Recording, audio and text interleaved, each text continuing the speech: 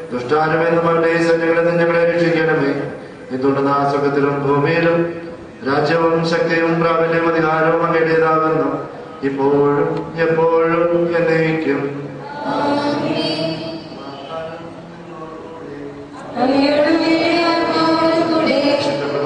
വിശുദ്ധ ജഗത്തിലുള്ളതാകുന്നു.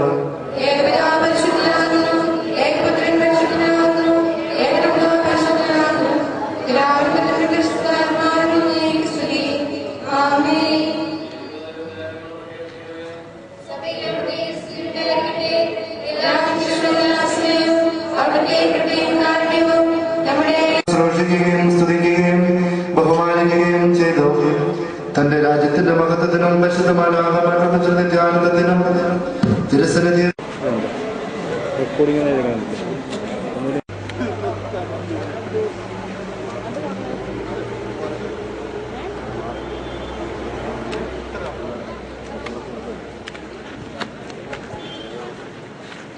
കൊണ്ട് കൊടുക്കുമ്പോൾ ബോസങ്ങൾ വിചാരിക്കും എല്ലാവരും പുറകോശം മാത്രമേ ഉള്ളൂ.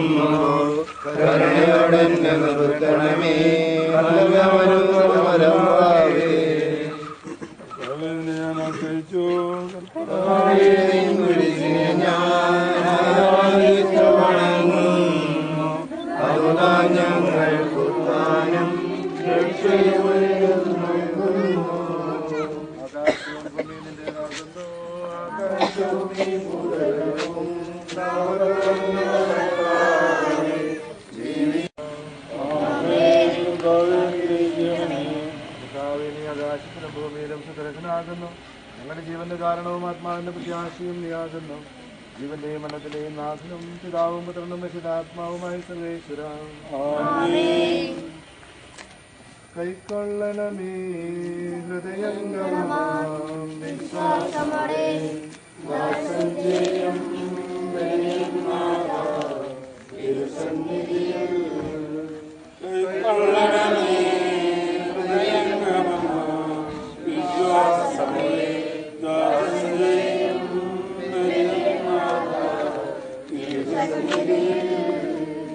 പൂർവന്മാരാം നോഹബരാഹം നിസഹായാക്കോ മഹിതാശ്രയത്തൻ പരിപാവനമാ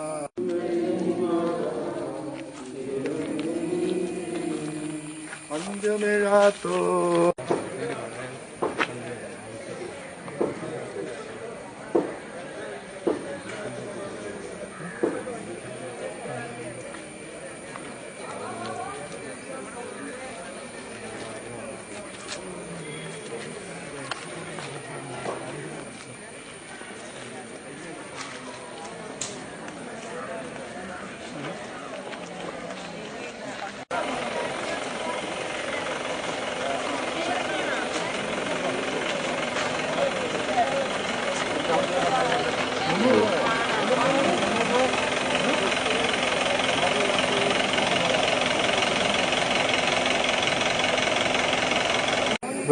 റെക്കോർഡിംഗ് ആണ്. അടുത്തത് നെറ്റിൽ കയറണം. അല്ല റെക്കോർഡിംഗ് തുടങ്ങി കഴിഞ്ഞു. ഇങ്ങോട്ട് അകത്തുമ്പോൾ സൂം സൂം ഔട്ട്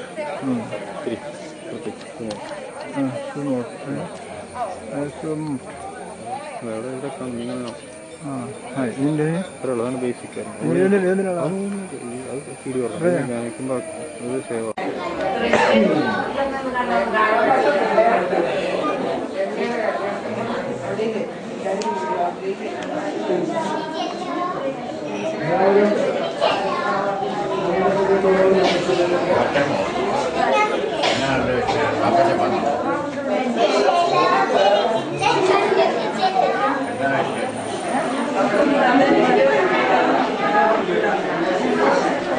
ഇവിടുത്തെ ചടങ്ങുകൾ കഴിയുന്നതിനനുസരിച്ച് ഫോണിലേക്ക് ഇരിക്കല്ലാരും പരിപാടികൾ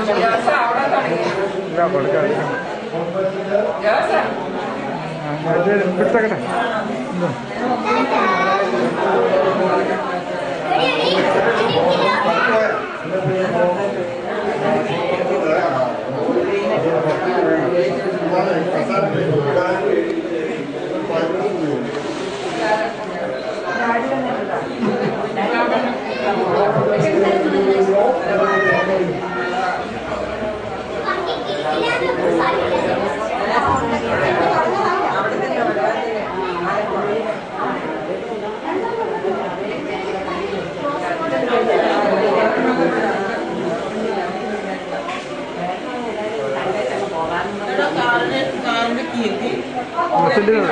മറ്റേലുണ്ട്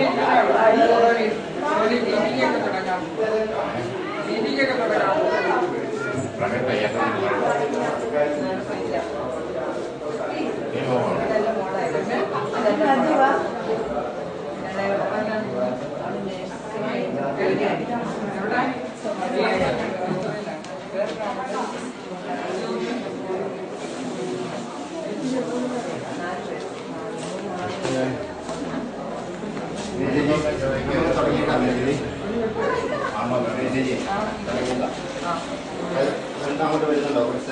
ചെറിയ ക്ലാസ് വരുമ്പോ നമുക്ക് എല്ലാവർക്കും കൂടെ പുറത്തിറങ്ങിയിരിക്കുക. ഇച്ചിരി നേരം തുടങ്ങാം. അല്ല പെങ്ങളം മൂത്ത ചേച്ചി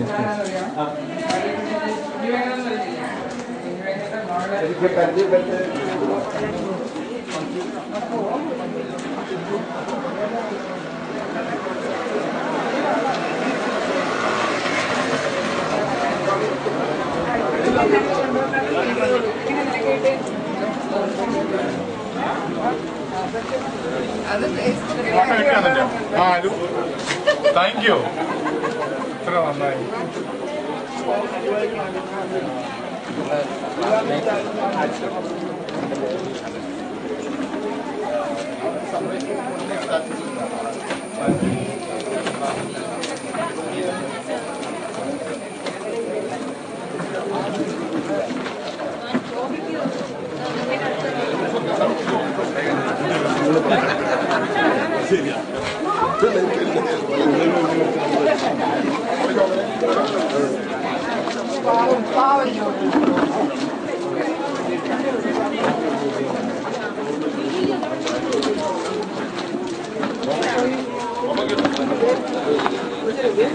കൊടുക്കാൻ വണ്ടില്ല.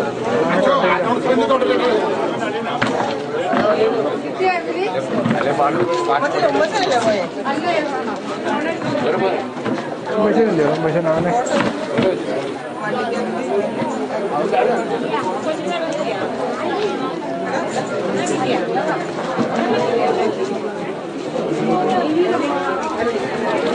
മെച്ച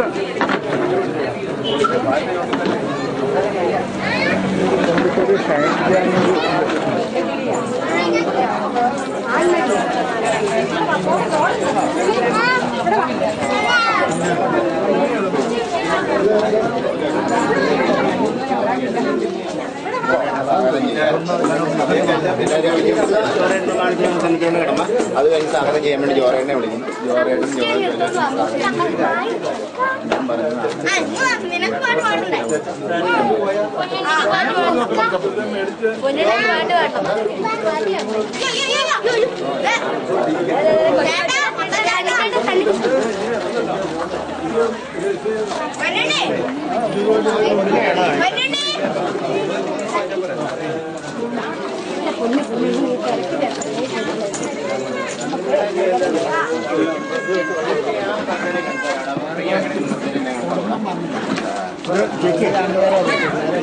ചേട്ടായി ഈ കസേര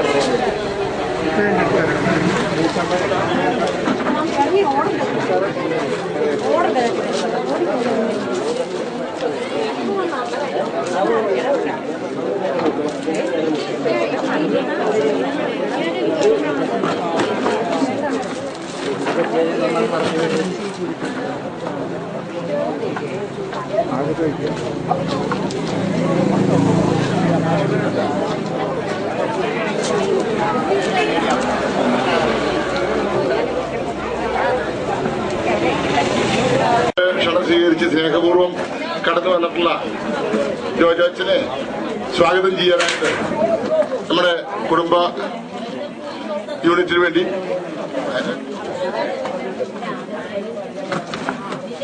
നമ്മളത് സ്നേഹപൂർവ്വം പറഞ്ഞാണെങ്കിലും അച്ഛന്റെ ഔദ്യോഗിക പേര് അഗസ്റ്റിൻ വെടികമലെ. അച്ഛനെ സ്വാഗതം ചെയ്യുന്നതിന് വേണ്ടി അഡ്വക്കേറ്റ് ജോർജ് തോമസിനെ ക്ഷണിച്ചു.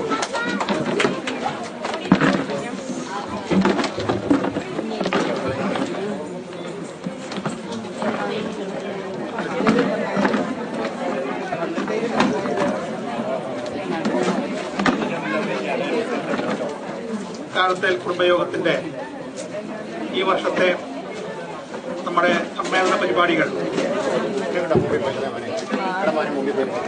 ആരംഭിക്കുകയാണ്. നമ്മുടെ പ്രസിഡന്റ് ബേബിച്ചേട്ടൻ സ്റ്റേജിൽ വരണം.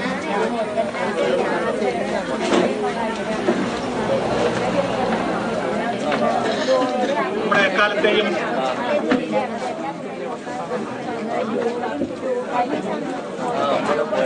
രക്ഷാധികാരി ഫാദർ ജോർജ് താഴത്തേൽ ജൂലിയത്തനാണ്. ജൂലിയറ്റൻ സ്റ്റേജിലുണ്ട്. പ്രസിഡന്റ് സ്റ്റേജിലേക്ക് വരണം.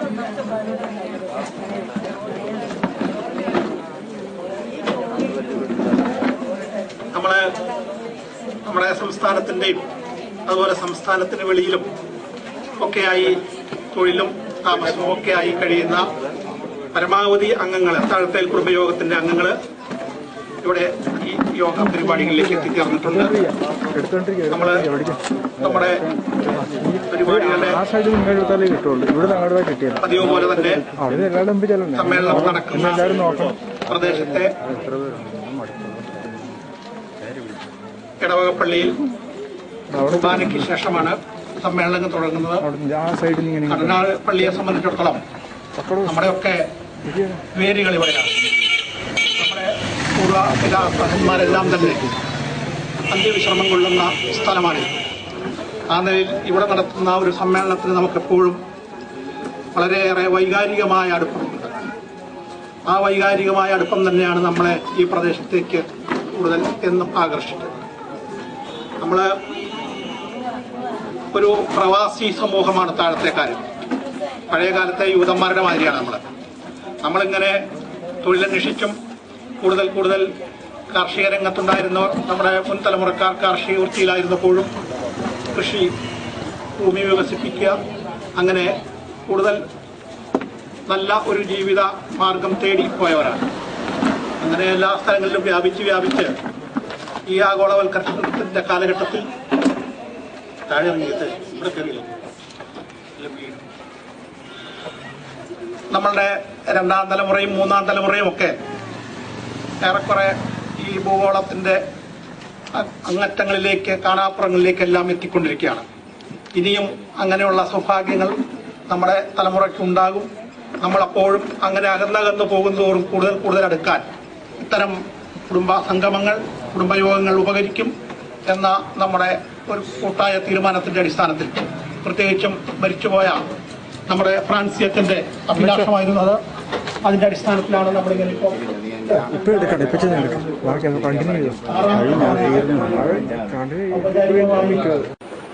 ബഹുമാനപ്പെട്ട ജോളി അച്ഛ, പ്രിയ സഹോദരി സഹോദരന്മാരെ, പ്രിയ കുഞ്ഞുങ്ങളെ,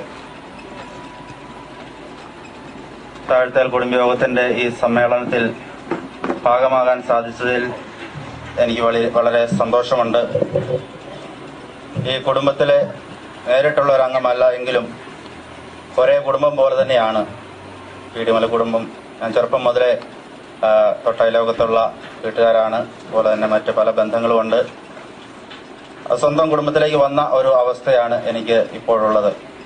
താഴ്ത്തൽ കുടുംബത്തെക്കുറിച്ച് പറഞ്ഞാൽ സമൂഹത്തിൽ നിലയും വിലയുമുള്ള നല്ല ഒരു കുടുംബം എന്നാണ് ഞാൻ വിലയിരുത്തുന്നത്. എവിടെയൊക്കെയാണെങ്കിലും അവിടെ നാട്ടിൽ സ്വാധീനമുള്ള ഫോം ഫില്ലപ്പ് ചെയ്യേണ്ടവരും അതും ചെയ്ത് കൊടുക്കാം. ഫോട്ടോ ഫോമില്ലാത്തവർക്ക് കൂടി എക്സ്ട്രാ ഫോം കൊടുക്കുന്നതായിരിക്കും.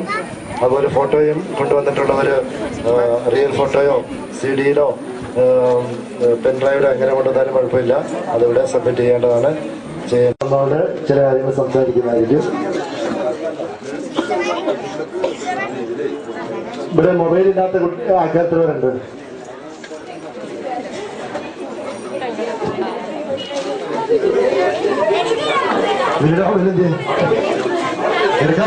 എടുക്കാൻ മറന്നുപോയിട്ടുള്ളവരല്ല, മൊബൈല് ഉപയോഗിക്കാത്തവരാണ് ചോദിച്ചത്.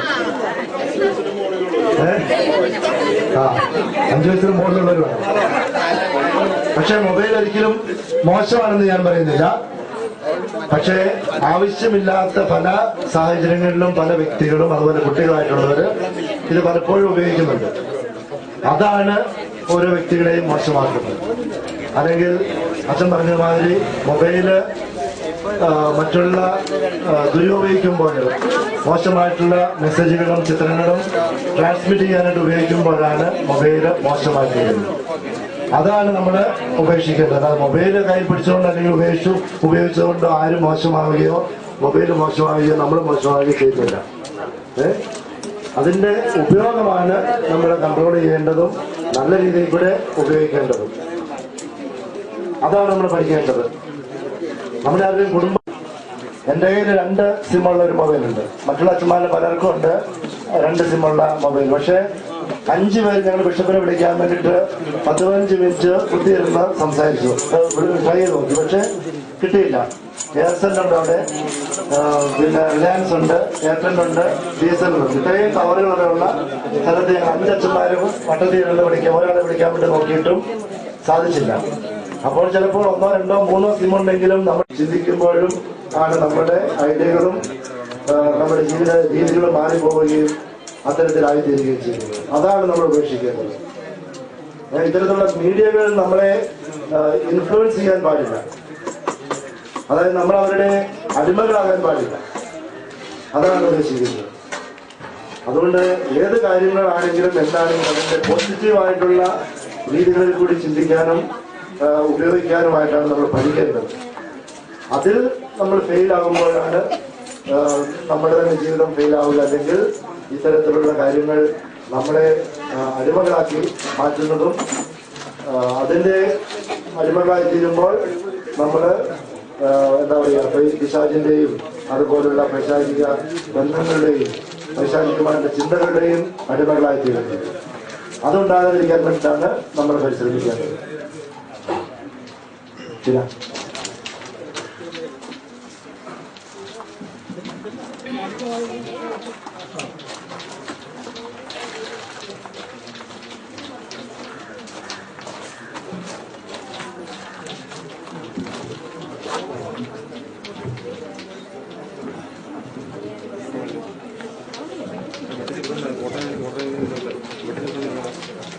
ബഹുമാനപ്പെട്ട ജോജി അച്ഛ, സ്നേഹമുള്ള ജോണി അച്ഛ,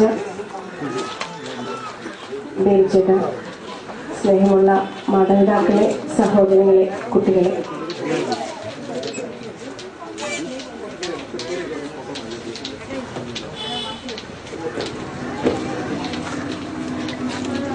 അനുഭവം പങ്കുവയ്ക്കണമെന്ന് ആവശ്യപ്പെട്ടത് കൊണ്ട് മാത്രമാണ് ഇവിടെ നിൽക്കുന്നത്. ഇവിടെ ജോജു അച്ഛൻ പറഞ്ഞു കേട്ട കുറേയേറെ അനുഭവങ്ങളും സംഭവങ്ങളും, അത് ഇന്ന് സമൂഹത്തിൽ നടക്കുന്ന ഒത്തിരി സംഭവങ്ങളിൽ ഒന്നോ രണ്ടോ മാത്രമാണ് എന്നാണ് എന്റെ വിശ്വാസം. യാതൊരു തരത്തിലുള്ള പരാതികളും ഇല്ലാത്തൊരു കുട്ടി. പക്ഷെ ആ കുട്ടി ആരും അറിയാതെ അവളുടെ സ്വകാര്യ ബന്ധത്തിൽ ഒത്തിരിയേറെ ദൂരം ചെന്നതിന് ശേഷം മാത്രമാണ് അത് ആരെങ്കിലും അറിഞ്ഞത്. അപ്പൊ അവരുടെ ആ ബന്ധത്തെക്കുറിച്ച് തിരിച്ചറിഞ്ഞ് അത് മാതാപിതാക്കളെ അറിയിക്കാൻ വേണ്ടി അച്ഛനെ വിളിക്കാനായിട്ട് ആവശ്യപ്പെട്ടപ്പോൾ ആ കുട്ടി വിളിച്ചുകൊണ്ട് വന്നത് അയൽവക്കത്തെ ഒരു ചേട്ടനെയാണ്. അപ്പൊ അവളുടെ സുഹൃത്തിന്റെ സഹായത്തോടുകൂടി അവൾക്ക് അച്ഛനെ കിട്ടി, അമ്മയെ കിട്ടി, സഹോദരങ്ങളെ കിട്ടി. അപ്പൊ മനോഹരമായിട്ട് ഒരു ഗ്യാങ് സ്കൂളിൽ വന്ന് സ്കൂൾ അധികൃതരെ കബളിപ്പിച്ചു പോയ സംഭവം. അവസാനം അവരെ പോലീസ് കമ്മീഷണറെ ഏൽപ്പിക്കേണ്ട അവസ്ഥ വന്നു. അപ്പൊ അത്രയും വരെ മാതാപിതാക്കളെ പറ്റിച്ചുകൊണ്ട് അവരുടെ ആത്മസംതൃപ്തിക്ക് വേണ്ടിയിട്ട്, സുഖത്തിന് വേണ്ടിയിട്ട് മക്കൾ പോകുന്ന അവസ്ഥ. അപ്പൊ ആ അച്ഛന്റെ അമ്മയുടെ നിലവിളി നമ്മൾ കേൾക്കുമ്പോൾ നമുക്കറിഞ്ഞുകൂടാ നമ്മുടെ മക്കൾ എവിടെയാണ്. നമ്മൾ നന്നായി പഠിക്കുന്നു എന്ന വിശ്വാസത്തിലാണ് മാതാപിതാക്കൾ. അവരെ വിളിച്ചു പറയുമ്പോൾ എന്റെ കുട്ടി അങ്ങനെ ചെയ്യില്ല എന്ന് ചിന്തിക്കുന്ന മാതാപിതാക്കൾ ധാരാളമുണ്ട്. അതുകൊണ്ട് ഞാൻ പറയുന്നത് ഇതൊരു ഒറ്റ ഇവിടെ അച്ഛൻ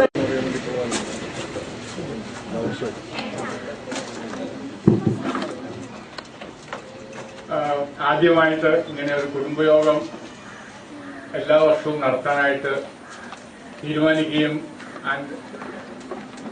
അത് വിട്ടുപോകാതിരിക്കാനായിട്ട് എല്ലാ വർഷത്തിന്റെയും മെയ് 2ാം ശനിയാഴ്ച ആക്കി ആരെവിടെയാണെങ്കിലും അത് എത്ര വർഷം പിൻപാണെങ്കിലും അത് പ്ലാൻ ചെയ്ത് ഷെഡ്യൂൾ ചെയ്ത് വരാനായിട്ട് ഇങ്ങനെ ഒരു സൗകര്യം ഉണ്ടാക്കിത്തന്ന ഇതിന്റെ സംഘാടകർക്ക് ഞാൻ ആദ്യമായി നന്ദി പറയുന്നു. ഒന്നാമതായിട്ട് ഞാനും എന്നെ പരിചയമില്ലാത്തവർക്ക് എനിക്കൊന്നും എല്ലാവർക്കും അറിയാമായിരിക്കും. ജെയിൻ എന്റെ ഹസ്ബൻഡിന്റെ വൈഫ്, ഞങ്ങൾ രണ്ടുപേരും ആദ്യമായിട്ടാണ് ഇങ്ങനെ ഒരു കുടുംബയോഗത്തിൽ. ഇത് 6ാമത്തെയാണ്. കഴിഞ്ഞ 5 കുടുംബയോഗങ്ങളിലും പങ്കെടുക്കാൻ പറ്റിയില്ല. കാരണം ഔദ്യോഗികമായിട്ടും ദൂരമായിരുന്നുകൊണ്ടും പല പല കാരണങ്ങൾക്കും നടന്നില്ല. പക്ഷെ കഴിഞ്ഞ വർഷം ഇത് എനിക്ക് മനസ്സിലായി മെയ് 2ാം ശനിയാഴ്ച ആകുമ്പോൾ നേരത്തെ തന്നെ ഞങ്ങൾ തീരുമാനിച്ചത് എന്തായാലും വരണം. അങ്ങനെ ഞങ്ങൾ വരാൻ പറ്റി. ഞങ്ങളിപ്പം ചെയ്യുന്നത് ബാംഗ്ലൂരാണ്. അതുകൊണ്ട് എല്ലാ വർഷവും ഇങ്ങനെ ഇതൊരു നല്ല സംരംഭമാണ്. കൂടുതൽ ആൾക്കാരെ കാണാനും ഇത് കണ്ടുമുട്ടാനുള്ള ഒരു നല്ല അവസരമായി ഇങ്ങനെ വീണ്ടും ഇതിനെ ഉയർത്തി ഇത് കൂടുതൽ ആൾക്കാർ കുടുംബാംഗങ്ങൾ പങ്കെടുത്ത് മുമ്പോട്ട് പോകണമെന്ന് ഒരു അഭ്യർത്ഥനയുണ്ട്. ഇത് വളരെ നല്ല കാര്യമാണ്.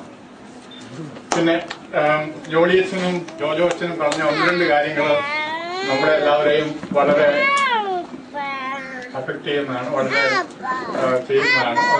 പക്ഷേ ഇവർ രണ്ടുപേരും അച്ഛന്മാരുടെയും സിസ്റ്ററിന്റെയും കാഴ്ചപ്പാടിൽ നിന്നാണ് പറഞ്ഞത്.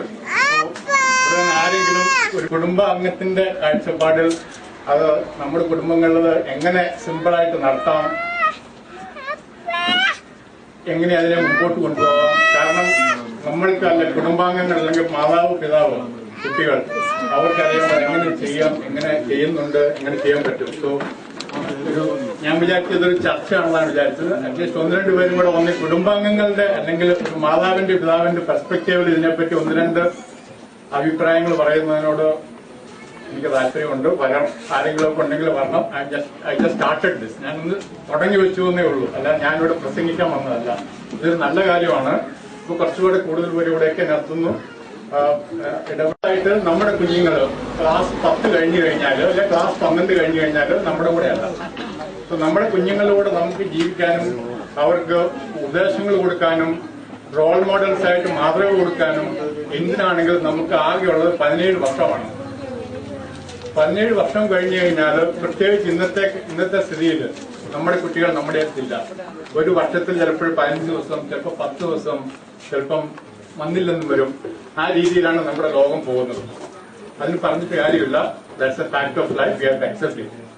പക്ഷേ ഈ 17 വർഷത്തിനിടയ്ക്ക് കുഞ്ഞുങ്ങൾക്ക് നമ്മൾ കൊടുക്കുന്ന മൂല്യങ്ങളാണ്, കുഞ്ഞുങ്ങൾക്ക് നമ്മൾ പറഞ്ഞു കൊടുക്കുന്ന കാര്യങ്ങളാണ് അവരെ എത്ര വർഷങ്ങളോളം മുമ്പോട്ട് പോയാലും, എത്ര ദൂരെ പോയാലും, ഏതെല്ലാം ഓപ്പോസിറ്റ് ഇൻഫ്ലുവൻസസിന്റെ ഇടയ്ക്ക് വന്ന് ജീവിക്കേണ്ടി വന്നാലും, ചീത്തയായ ഫ്രണ്ട്സിന്റെ കൂടെ ജീവിക്കേണ്ടി വന്നാലും, ചീത്തയായ മാധ്യമങ്ങളുടെയോ അവസരങ്ങളുടെ എല്ലാം ഇടയ്ക്ക് വന്നാലും അവരെ നയിക്കുന്ന ആ കോമ്പസ് എന്ന് പറയുന്നത് നമ്മൾ കുഞ്ഞുങ്ങൾ ചെറുതായിരിക്കുമ്പോഴും, വളരെ ചെറുതായിരിക്കുമ്പോൾ കൊടുക്കുന്ന വാല്യൂസ് ആണ്. അത് ഇവര് പറയും ഇവരെന്നേക്കാളൊക്കെ വളരെ പഠിച്ചിട്ടുള്ളവരാണ്, പക്ഷെ ഒരു പ്രാക്ടിക്കൽ ആസ്പെക്ടിൽ ഇറ്റ് ഇസ് എ ഫാക്ട്. അപ്പോൾ എന്താണ് നമുക്ക് കുഞ്ഞുങ്ങൾക്ക് കൊടുക്കാൻ പറ്റുന്നത് ചെറുതായിരിക്കുമ്പോഴും? ഒന്ന്, ഓപ്പൺ കോൺവെർസേഷൻ. അവർ നമ്മളോട് എന്ത് പറഞ്ഞാലും, സിസ്റ്റർ പറഞ്ഞ പോലെ എന്ത് വേണമെങ്കിലും അവരോട് നമ്മളോട് പറയാനും, അത് വളരെ ക്ഷമയോടും ശ്രദ്ധിക്കാനും, ക്ഷമയോടെ കേൾക്കാനും, അത് തിരിച്ചു പറയാനും നമുക്ക് കഴിയണം. അത് ഈ പറഞ്ഞ കാര്യങ്ങളെല്ലാം ഒരുമാതിരി ഇന്റർ റിലേറ്റഡ് ആണ്. നമുക്കതിന് സമയം വേണം. നമുക്ക് സമയമുണ്ടോ അതിന്? വൈകുന്നേരം ഇപ്പൊ ഈ സീരിയലിന്റെ കാര്യം പറഞ്ഞു. എനിക്ക് എത്രമാത്രം കേരളത്തിൽ സീരിയൽ അഫക്ട് ചെയ്യുന്നതിനെ ഞാൻ പലയിടത്തും വായിച്ചിട്ടുണ്ട്. എനിക്ക് മനസ്സിലായിരിക്കുന്നത് പല കുടുംബങ്ങളിലും ഈ സീരിയൽ ഒരു 4 മണിക്കൂർ ഒരു കുടുംബത്തിന്റെ കംപ്ലീറ്റ് സമയം പോകുന്നുണ്ടെന്നുള്ളതാണ്.